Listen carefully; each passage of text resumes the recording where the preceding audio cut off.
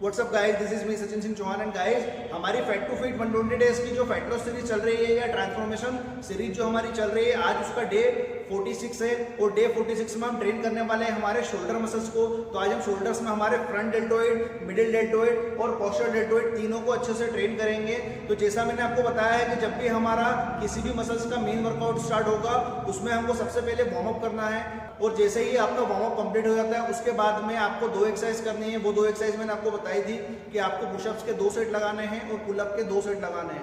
तो आपकी ये दोनों एक्सरसाइज आपका वार्म अप और वार्म अप के बाद में आपके पुशअप और पुलअप कंप्लीट हो जाते हैं। फिर उसके बाद में स्टार्ट होता है हमारा शोल्डर्स का मेन वर्कआउट। और हमारे शोल्डर्स के मेन वर्कआउट को स्टार्ट करने से पहले अगर आपने अभी तक चैनल को सब्सक्राइब नहीं किया हो तो रेड कलर का बटन होगा, चैनल को सब्सक्राइब कर लें, उसके पास में बेल नोटिफिकेशन होगा उसको भी ऑन कर लें। सो गाइस, चलते हैं हमारे शोल्डर्स के मेन वर्कआउट की तरफ। हमारा जो शोल्डर्स का मेन वर्कआउट स्टार्ट हो रहा है उसमें हम सबसे पहले करने वाले हैं ओवरहेड बारबेल प्रेस को। ये कंपाउंड मूवमेंट है और आपके जो शोल्डर्स होते हैं उसमें मास बिल्ड करता है। इसको आपको खड़े होकर लगाना है। इसको लगाने का तरीका बता देता हूँ किस तरह से लगाना है। और मैं आपको शोल्डर्स की जो भी एक्सरसाइज बता रहा हूँ वो जैसा कि हम सारे वीडियोस में प्रीवियस जो हमारे वीडियोस है उनमें करते आ रहे हैं कि हमको रेपिटेशन 12 to 15 लगाने हैं और सबके 3-3 सेट लगाने हैं। तो सेम ऐसा ही हम हमारे शोल्डर वाले मसल्स में भी करेंगे। इसमें भी हम जो भी एक्सरसाइज करेंगे उसके 3-3 सेट लगाएंगे और रेफरेंस वे रखेंगे 12 to 15 और सही पोस्चर में आपको वर्कआउट को परफॉर्म करना है। तो देखिए, इसको लगाने का जो सही तरीका वो क्या है, आपको आपके जो शोल्डर्स होते हैं उतना ग्रिप करना है।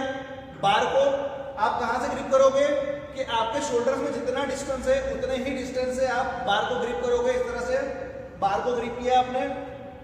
अब यहां से आपको क्या करना है, बार को सीधा ऊपर उठाओगे स्ट्रेट, ये आपने स्ट्रेट किया। अब नीचे कहां तक लाना है आपको, नीचे आप लाओगे चीन के पास में, यहां रोकना है आपको, पूरा नीचे लेके नहीं आना है, यही रोकेंगे आप। अब यहां से आपको सीधा ऊपर पुश करना है। जैसे ही आप पुश करोगे मसल को स्क्वीज करोगे and breathe out, slow down.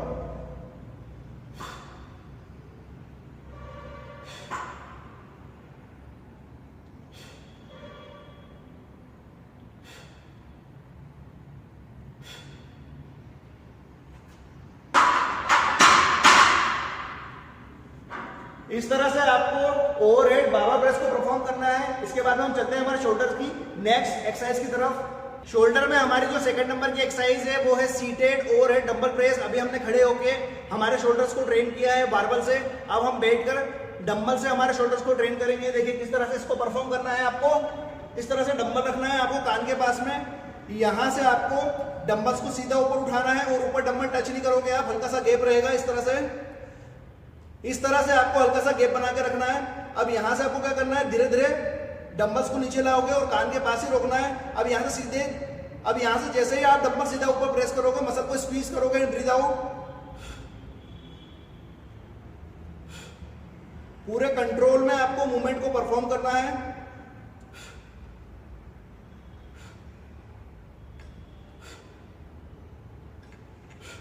इस तरह से आपको सीटेड ओवरहेड डंबल प्रेस जो एक्सरसाइज मैंने अभी आपको करके बताई है, इस तरह से इसको परफॉर्म करना है। तो यहाँ पर आपकी 2 एक्सरसाइज कंप्लीट हो जाती है। अब हम चलते हैं हमारे शोल्डर्स की थर्ड एक्सरसाइज की तरफ। शोल्डर्स के लिए जो आपकी 3rd नंबर की एक्सरसाइज है वो हम लगाएंगे फ्रंट डंबल रेस। देखिए उसको किस तरह से परफॉर्म करना है। आपको बॉडी को बिल्कुल स्ट्रेट रखना है, दोनों डंबल हाथ में लेने हैं। अब आप डंबल्स को या तो इस तरह से या इस तरह से, दोनों में से किसी भी तरह से आप परफॉर्म कर सकते हो। ये आपके ऊपर है कि आपको डंबल की ग्रिप किस तरह से रखनी है। तो मैं हैमर स्ट्रेंथ ग्रिप रख के इस वर्कआउट को परफॉर्म कर रहा हूं जो है आपका फ्रंट डंबल रेस। देखिए इसमें आप डंबल बोथ भी लगा सकते हो और आप अल्टरनेट भी लगा सकते हो। लेकिन इसमें जो ध्यान रखने वाली बात है वो ये है कि आपको क्या करना है, डंबल्स आपको शोल्डर से बहुत ज्यादा ऊपर लेके नहीं जाना है।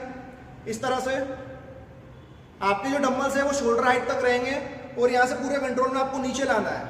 और जब नीचे भी आप डंबल को लेके आओ तो बहुत ज्यादा पीछे नहीं आना चाहिए आपका डंबल। जो आपकी स्टार्टिंग पोजीशन थी वहीं पे आपका डंबल एंड हो जाएगा। देखिए किस तरह से, ये मैं बहुत अगर लगा रहा हूं तो इस तरह से लगाऊंगा, स्लो डाउन। इस तरह से क्या रहेगा, मसल पे कंटिन्यू टेंशन रहेगा। अगर आप डंबल को बहुत ज्यादा पीछे कर लोगे तो मसल से टेंशन हट जाता है। तो आपको क्या करना है, मसल पे कंटिन्यूस टेंशन बना के रखना है। तो इस तरह से आप वर्कआउट को परफॉर्म कर सकते हो। अल्टरनेट भी लगा के बता देता हूं, देखिए। और नीचे बिल्कुल स्लो लेके आएंगे। ऊपर उठाएंगे, मुंह से सांस बाहर, ब्रीद आउट करना है।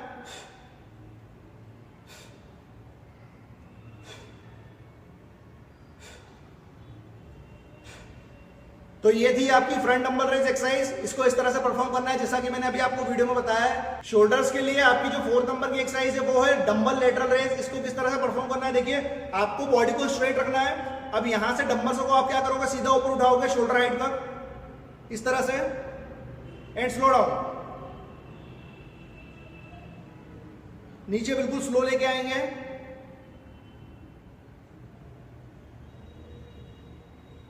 और जब आप डंबल को ऊपर उठाओगे तो आपका शोल्डर एल्बो रिस्ट तीनों एक लाइन में रहना चाहिए इस तरह से। आपके शोल्डर एल्बो रिस्ट तीनों एक लाइन में, और शोल्डर हाइट से आपको ऊपर लेके नहीं जाना है, और नीचे भी बिल्कुल कंट्रोल में आपको डंबल्स को लेके आना है।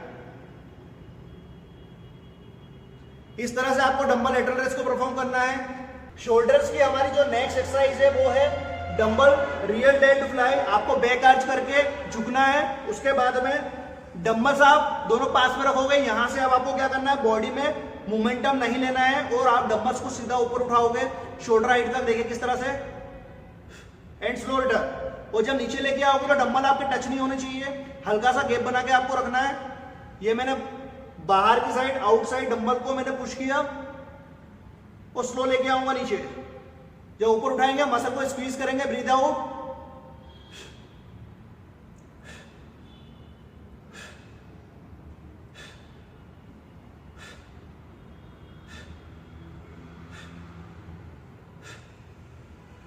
तो ये एक्सरसाइज जो थी आपकी, ये थी डंबल रियल डेड फ्लाई। यहाँ पर आपकी 5वीं एक्सरसाइज भी कंप्लीट हो जाती है जो थी आपके शोल्डर्स के लिए।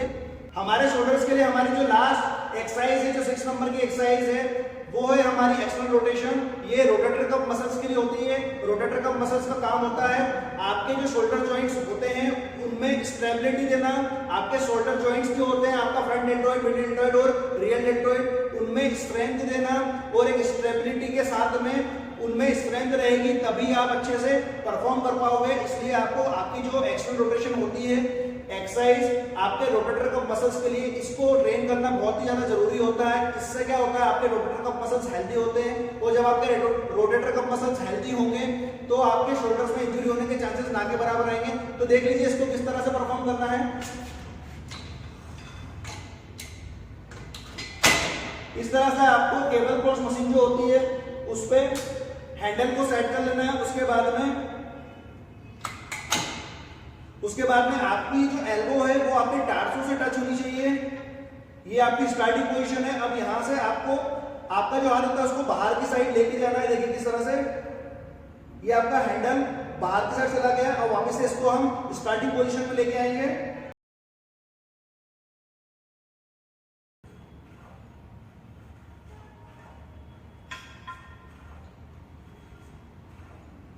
तो ये जो एक्सरसाइज है आपकी एक्सटर्नल रोटेशन, इसको इस तरह से परफॉर्म करना है। और जब आप इस एक्सरसाइज को परफॉर्म करो तो आपकी रिस्ट में मूवमेंट नहीं होना चाहिए, आपकी रिस्ट एक जगह फिक्स हो जाएगी, और यहां से आपको ये जो हैंडल इसको बाहर की साइड लेके जाना है। सेम वैसा ही हम दूसरी साइड भी करेंगे। ये मैंने एल्बोस को क्लोज कर दिया टार्सो से, रिस्ट को एक जगह फिक्स कर दिया। अब यहां से हैंडल्स को बाहर की साइड लेके जाऊंगा, आउटसाइड लेके, एंड वापिस स्टार्टिंग पोजीशन। ये एंड पोजीशन, ये starting position.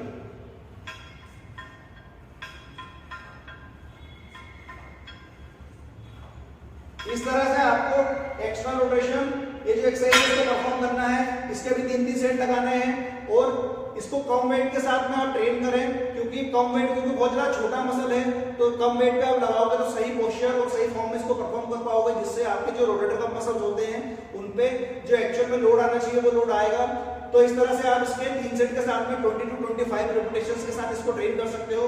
External rotation exercise को कंप्लीट करने के बाद में हमारा जो शोल्डर्स का वर्कआउट था वो पूरा कंप्लीट हो जाता है। इसके बाद में आपको अच्छे से स्ट्रेचिंग कर लेनी है। तो जैसा कि मैंने आपको पहले बताया था कि हमने हमारा जो वर्कआउट है उसको पर डे के हिसाब से हमने 2 पार्ट में डिवाइड किया है। तो एक पार्ट में हमने हमारे शोल्डर्स को ट्रेन कर लिया। अब दूसरे पार्ट में हम क्या करेंगे, जैसा कि मैंने आपको पहले बताया था, हमको 15,000 स्टेप्स चलना है। 15,000 आप स्टेप चलोगे, उसमें आप नॉर्मल वॉकिंग, जॉगिंग, रनिंग जो भी आप चाहो कर सकते हो। तो 2 पार्ट में हमारा वर्कआउट डिवाइड है। पहला पार्ट हमारा वेट ट्रेनिंग है, दूसरा पार्ट हमारा कार्डियो है। तो कार्डियो में आपको जो 15,000 स्टेप्स पर डे है वो तो आपको करने ही करने हैं। तो आप आपके हिसाब से आपके अकॉर्डिंग मॉर्निंग या इवनिंग में जो भी आपको टाइम सुटेबल लगे, एक टाइम पे आप वेट ट्रेनिंग और दूसरे टाइम पे आप जो मैंने आपको 15,000 स्टेप्स बोले हैं वो आप एक्सरसाइज को परफॉर्म करोगे तो वो आपका कार्डियो सेशन कंप्लीट हो जाएगा। सो गाइस मिलते हैं हमारे डे 47 वाले वर्कआउट वीडियोस में। तब तक के लिए bye bye and love you all.